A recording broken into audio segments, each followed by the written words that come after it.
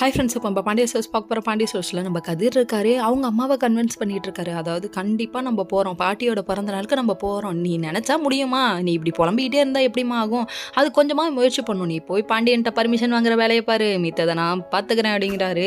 என்னப்பா இப்படி சொல்கிறாரு, இவ்வளோ தைரியமான ஆளாயிட்டாருன்னு சொல்லி கேட்க, அவங்க எங்கே ஃபங்க்ஷன் வச்சுருக்காங்க? கோவிலில். கோயிலுக்கு யார் வேணால் போகலாம்ல, இவங்க வரக்கூடாது அவங்க வரக்கூடாதுன்னு அவங்க சொல்ல முடியாதுல்லன்னு சொல்லிட்டு ஐடியாவை சொன்ன உடனே கட்டுப்பூச்சி வேலையை காட்டுடா, நம்ம வேலையை நம்ம காட்டணும்னு சொல்லிட்டு சுகன்யா ஒரு பக்கம் அங்கேருந்து கொடுக்குடுன்னு ஓடியாந்து அத்தை அக்கா மாமா அப்படின்றச்சு.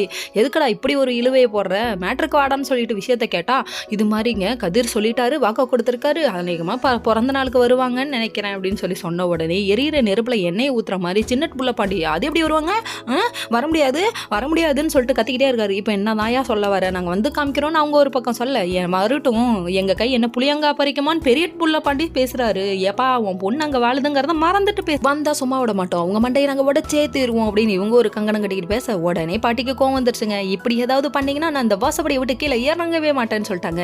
இங்கே இந்த அலப்பறம் நடந்தாலும் இன்னொரு பக்கம் நம்ம மீனா ஆஃபீஸ்க்கு வெளியில் ரொம்ப நேரம் வெயிட் பண்ணுறாங்க. ஆஃபீஸ் முடிஞ்சு இவ்வளோ நேரமாக வெயிட் பண்ணுறதுன்னு சொல்லி பார்த்தா ஹெவி டிராஃபிக், அதனால ஆட்டோ லேட் ஆயிடுச்சு அப்படின்னு சொல்கிறாரு.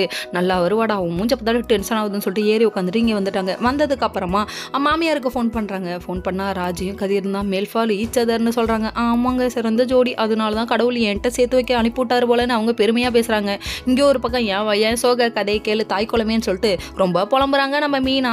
என்ன பண்ணுறது, உங்கள் பிள்ளைய கட்டிக்கிட்டு இவ்வளோ கஷ்டப்படுறேன்னு சொல்லிட்டு ரொம்ப ஃபீல் பண்ணுறாங்க.